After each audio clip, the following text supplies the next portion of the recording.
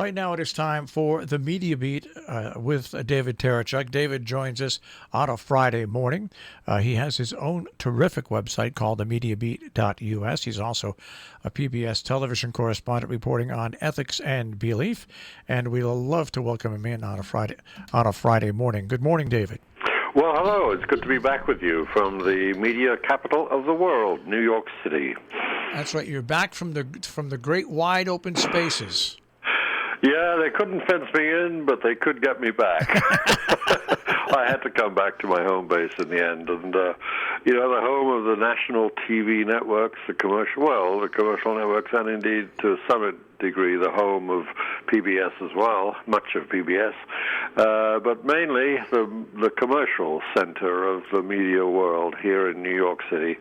And speaking of those networks, I have to start, I think, this week with something of a bad taste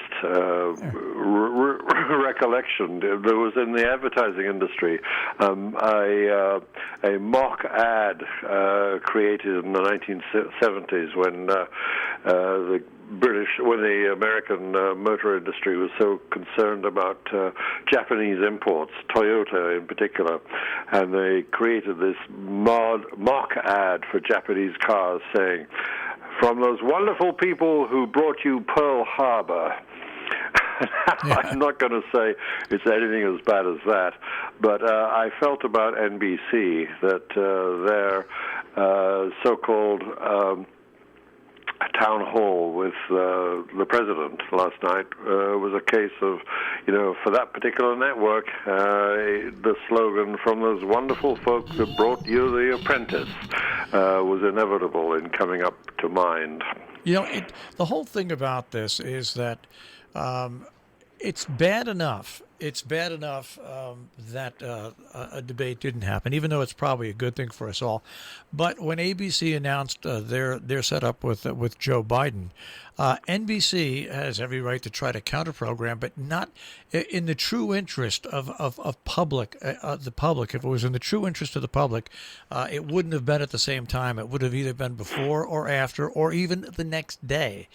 And I think a lot of the anchors on MSNBC, I know of 4 of them who displayed displeasure by the way the whole thing worked out, because it was clearly and correct me if I'm wrong, David, but because Donald Trump has such a close tie with the network because of the show that he hosted for all those years, it just looked like the network currying favor to the president to put on when Joe Biden was on, and I think that was this was the whole horrible part about it. It was just a ploy to get a bigger audience with Trump voters when Joe Biden was on. That's all it was.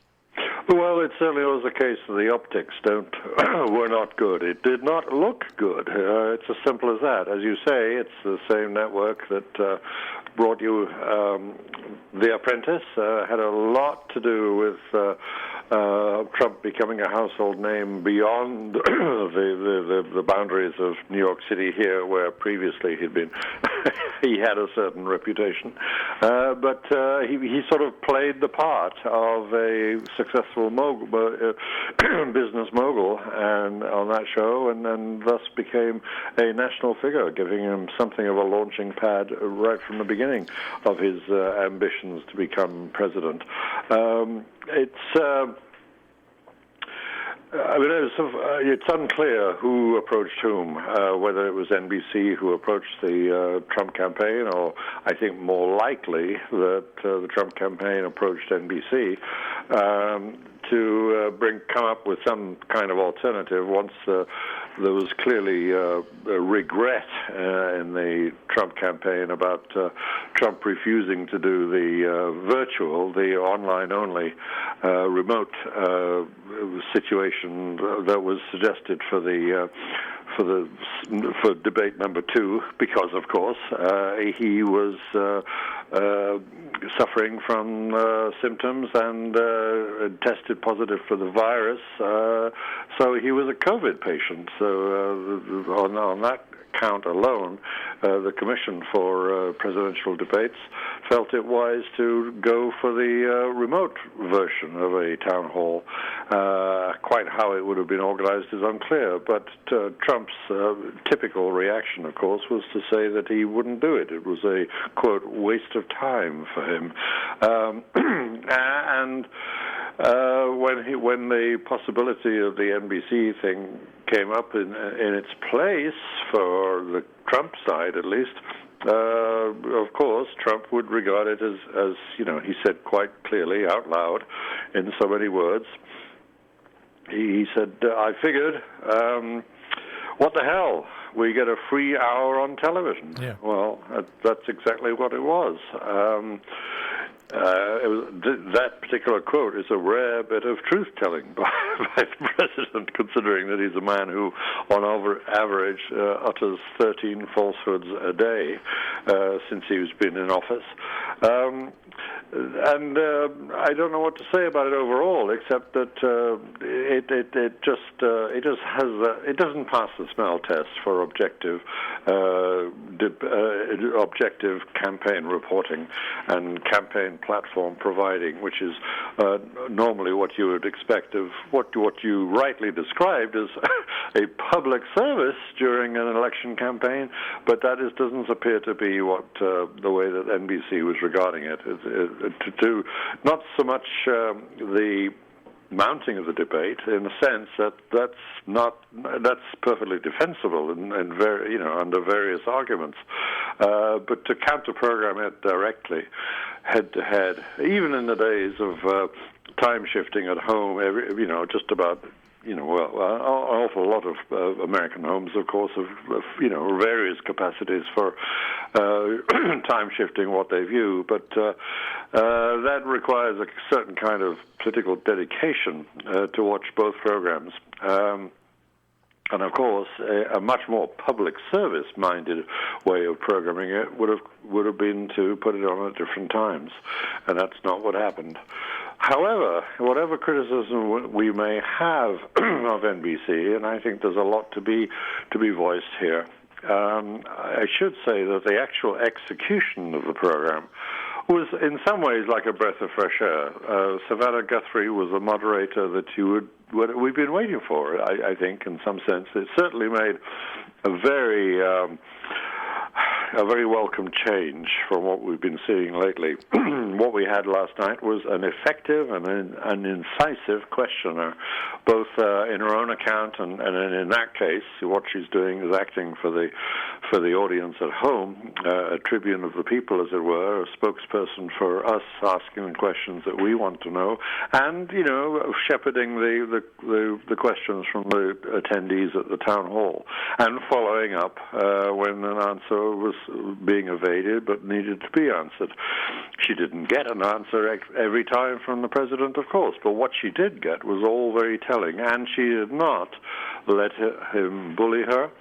Although he was clearly very testy about the experience, obviously didn't enjoy it for 1 minute, but it was a service to the public, I think, to have, as I say, for once in this dismal run of presidential debates this year, a moderator who was forceful and incisive. Before I went to bed, I watch TV differently. When I watch something on cable that I pay for, I watch it all the way through from beginning to end. But I am a. You want to get your value for money? And do you get it? When it comes to the rest of TV, I'm a person that watches for 2 or 3 minutes and then switches over. So what I did is I watched probably a total of about 2 or 3 minutes of the Biden show, and then I watched probably about 2 or 3 minutes of Donald Trump. Probably enough to get the flavor of both, huh? It was exactly what I expected. Joe Biden is a low, calm, key person, does not give short answers, gives long answers, and because he's a seasoned campaigner, in those answers to questions, he manages to put his platform pieces in there as well and expand upon. And also, when he spoke to people at the end, he said, he did the stuff that it's like kissing a baby on TV. I hope I answered your question. To the one kid who was a black kid who was questioning his vote on the crime bill, when he finished his long answer, he said to the kid, if I didn't answer your question correctly after the debate's over, after this program's over, come and see me and I'll try to answer it. I'll try to clarify my question. And on the other hand, you got Donald Trump. You got what you saw on The Apprentice. You got what you saw, what happens every day. It was about Donald Trump, the person, not about Donald Trump, what's in the future. And Joe Biden did it. Joe Biden, what would be in the future. And it's just the way the two people are. They're cast in stone. They're both in their 70s, and they're never going to change what they do. And that's what focused to me in the short time I'll watch both of that events, and then I went to bed. Well, I think you did your duty. But yes, the way that they related to their respective audiences, town hall audiences, in that convention of an American town hall question and answer session was very telling. Certainly, very little respect from, I would venture to suggest there was no respect from the President of the United States towards these citizens of the United States who were asking him questions. Biden was a different case entirely. He was maybe, like a good politician, was laying it on a little thick, saying, I hope I answered your question. But I shouldn't be unkind about that. I mean, especially when you cite the contrast. I mean, he at least was taking account of the fact that there were real human beings there asking him a question and expecting an answer. Well, on the other side, on the NBC side of the coin,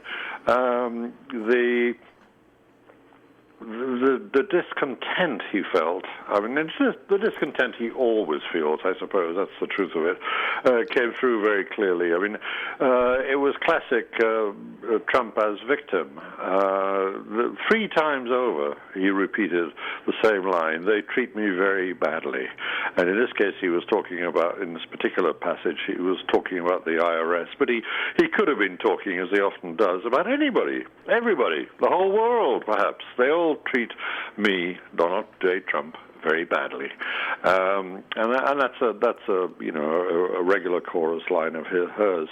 I was interested in what you said about the MSNBC anchors expressing some degree of disquiet about how their overarching owning network, NBC, were at fault in creating the occasion in the first place. Well, it was interesting to see a review of this whole issue by CNN's media correspondent, Brian Stelter. He referred to some people among the critics, the chorus of critics, who've been down on NBC for the Trump show, as he called one category of the complainants working journalists, and I was intrigued by that phrase. There's been no comment by NBC News itself, but he said that working journalists were making it clear that they disapproved of what was happening from on NBC's part. But the description working journalists was interesting. I mean, I guess he meant, and I like the differentiation. He meant working journalists as opposed to those journalists who are yelling at each other with their opinions on cable TV or on talk radio. It's a distinction that I'm going to try and make myself in future. There are working journalists and there are those performing journalists that we have far too much of on air. Yeah, and like I said, Joe Biden did the old-fashioned kiss a baby routine. They both spent the 90 minutes more deflecting than answering, but Joe Biden just did it in a quieter, classier way. But basically, there was a lot of deflection that went. And indeed, some substance. Yeah. I mean, it was interesting that Savannah Guthrie's efforts to get him to disavow QAnon, that wild, extraordinary. Well, I say wild. It's an internet community on the wilder shores of conspiracy theory, I suppose, casting Trump in the role of some heroic champion fighting against the secret so-called deep state, who, among other things, are supposed to operate rings of pedophiles. But he was forced to make a comment on it, and he didn't disavow it at all. In fact, he praised QAnon for being against pedophilia, as if it was some kind of campaigning organization for the public good. So I think that certainly tells us something important about Donald Trump. That he's perfectly capable of taking advantage of some of the insanity that goes on amongst his craziest followers. And on the other side, from what I saw this morning, I didn't actually see it unfold, all this hubbub above will Joe Biden, if he wins, stack the court. And I try to tell everybody that I see that, ladies and gentlemen, if Joe Biden wins the presidency, holds on to the House, and wins the Senate, you're damn right he's going to back the court. I mean, it's just that is what presidents do. I mean, some try it in extreme form, like Franklin Roosevelt. Franklin Roosevelt. Sorry, FDR, yeah. Roosevelt. And in his case, failed because he overreached. But yes, every president wants to get, if the opportunity comes up, and if not, in this case, even perhaps create new opportunities for getting sympathetic justices onto the Supreme Court. That's just a given. However, how skillfully or how responsibly, I suppose, is what we're talking about. Whether it's done responsibly or not is the question that lies in the future. And of course, the inevitable thing is that the inevitable long-term outcome, of course, is that it will just become a ding-dong, and each time the occupant of the White House changes, there will be a rush to get new justices onto the bench. Yin and yang and yin and yang as time goes on. But he made it pretty clear that he would be reviewing things in the light of how the current nomination goes. I mean, I think we know exactly how it goes, but I think he means how the whole treatment emerges in political terms. The whole treatment of the issue emerges in political terms, and that's a reasonable position for a politician seeking high office to maintain. And at least now he's said what he means. He's going to think about it, which is a reasonable thing for a thoughtful politician to do. All right. Now I want to move away from those folks for just a second and go back to COVID-19, and that is what's going on in England. More and more of that state is going to a top-tier alert on COVID-19 because, like it is in the United States and like it is elsewhere, it is on the rise again. Indeed. My old hometown for my teen years of Manchester, England, has now been brought to full shutdown status, much to the annoyance of the mayor there, who is saying that this is, of course, damaging to the economy of the city. Now, this is the Labour, a socialist mayor, by the way, who's saying this. So it's not a matter of capitalist self-interest, financial self-interest. He's concerned about the community of Manchester. London, too, is not yet at that point, at that level of restriction. But clearly the Prime Minister, Boris Johnson, has been thinking aloud about that, and it seems very imminent that London might well come into that fiercest restriction category. It's all evidence of what the British media are seeing, rightly I think, as a lot of prevarication by the Prime Minister. Like many countries, and indeed like our own country here in the United States, there's an upsurge of COVID again, sometimes localized, sometimes widespread. In Britain, they're trying to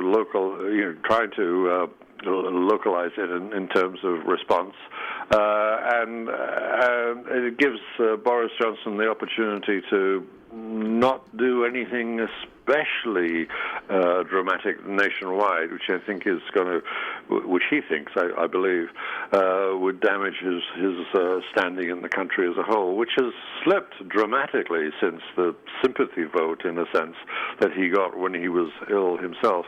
In fact, many people are making direct comparisons between the two country leaders, Johnson and Trump, who themselves fell victim to COVID and the different response the public has had to their leaders getting the disease and then, to some degree at least, coming out recovered. That may be a questionable statement. I'll leave it on the table for a while. Now, I will go back to the NBC town hall with Donald Trump, and what I saw on video this morning was astounding and not really hammered upon by any of the analysts, and that is, I'll give Guthrie. She kept pushing him on the $400 million loan, and he finally admitted that he did admit that he does owe $400 million, but then, of course, the tangled web, it's not who he owes it to, it's just a small portion, it's leveraged, it's this and that, but he did go on record after he said that all those claims in the New York Times article were false. He did go on record basically admitting that, yeah, he is in debt for $400 million. Yeah, and he also tried to dismiss it as a mere peanut amount. Well, I'm not sure intelligence organizations would agree with that analysis. That's a lot of money to owe, whoever he owes it to. If he owes it to Russians, then of course, here we go again with the concern about him being open to pressure. And of course, who wouldn't be under pressure if they owed $400 million, even if they might think it's a peanut value? Well, I think, you just brought up something that I have. Hey, listen, we've all gone through times in our lives where we've owed money and we haven't had the money to pay, okay? I don't think there's very few Americans or people in the world that haven't been in that position. But what people don't understand is it's not how much you owe, but it's who you owe it to and what your station is in life. If you are a policeman and you happen to borrow $1 million from a bank and you have to default on that, that's one thing. If you're a policeman and you borrow $1 million from a mobster, it's a totally different thing. I mean, this is it's a clear and obvious point you make, but I think it needs to be underlined. You're right. I mean, this individual we're talking about is the chief executive of the country. And he's in his companies that he owns, that he refuses to disassociate himself from, are in debt to these extraordinary, eye-watering amounts of money. It can't be brushed off, or at least, well, I hope it can't just be brushed off, either as a peanut amount or as something that doesn't raise important security issues. It clearly does. And I do have to say that even his supporters, it had to raise eyebrows for people out in western Pennsylvania and in West Virginia. Well, anywhere that doesn't have a ready $400 million at hand, yeah, sure. I'd even bet you there's lots of people on Wall Street that have raised their eyebrows. Oh, I know people on Wall Street who are appalled at the idea of, there are lots of ways of leveraging the amounts, even as large as that, we know. But sure, many a financial manager would be tearing his hair out right now. And the final thing in our final few minutes, well, first of all, do you have somebody you want to tip the cap to in media? First of all, I was thinking about our fanfare. I thought it's almost worth it for Savannah Guthrie this week because she did do a very good job. But I'm afraid it's only because the baseline has been brought so low this week. Journalism once again is not distinguishing itself. Okay. The man who would have been chairing that town hall, if it had happened the way that it had been planned with both candidates, Steve Scully from C-SPAN, the chief political correspondent, was caught out doing something really, really stupid. First of all, asking, do you remember the wonderful Scaramucci, the former spokesperson for a media advisor for Donald Trump, who is now so active and vociferous on the Biden side? Scully sent him a tweet asking his advice for how to handle Trump, who is bad-mouthing Scully. And then, because this didn't look good, he tried to tell the public that his Twitter account had been hacked. That sounds rather familiar as a defense, doesn't it? Well, he finally had to admit that that was a lie. And journalists who lie about anything, but in this case lying about how they conduct their own efforts to improve their own image or defend their own image in public. That's just yet another, I'm afraid I have to say, another sad day for serious journalism.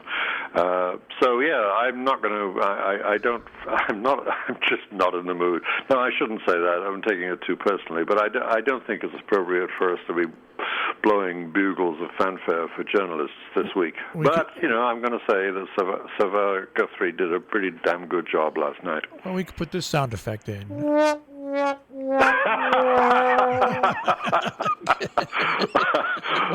not a bad one for this week.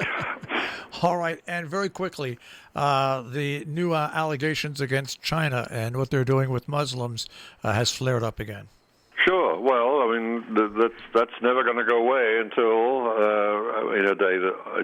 the day that's not likely to happen, which is that China might change its ways.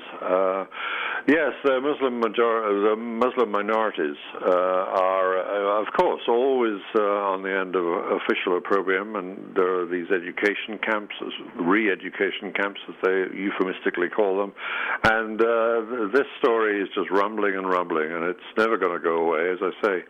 And I don't think the Chinese authorities are going to change their ways at all. They might in time, start to think that the worldwide publicity about it is on balance harming them more than these minorities that they fear so much. But I don't see it happening. No, we're going to keep hearing more and more about this terrible story. All right. Well, David, we've got, what is it, 18, 19 days till the election, something like that? That's right. Maybe a little less. We're down to a real day count now, and it's a serious matter. And I hope we all as journalists and media people take it seriously. And it is a horse race. We often complain that these events are seen as horse races and not as debates about important issues. Well, this is a horse race, and it is also about an important issue. The most important issue, I guess, is whether we trust a particular individual to take us through these very distressing times of severe threat to our public health and in many ways a severe threat to the nation's economy as well. Who is the best steward for our immediate and rather urgent needs? That's the fundamental question, and that becomes a simple choice between two people. David, we'll speak to you next week. Look forward to that. Take care. David Tereshchuk with the Media Beat here on Robin Hood Radio.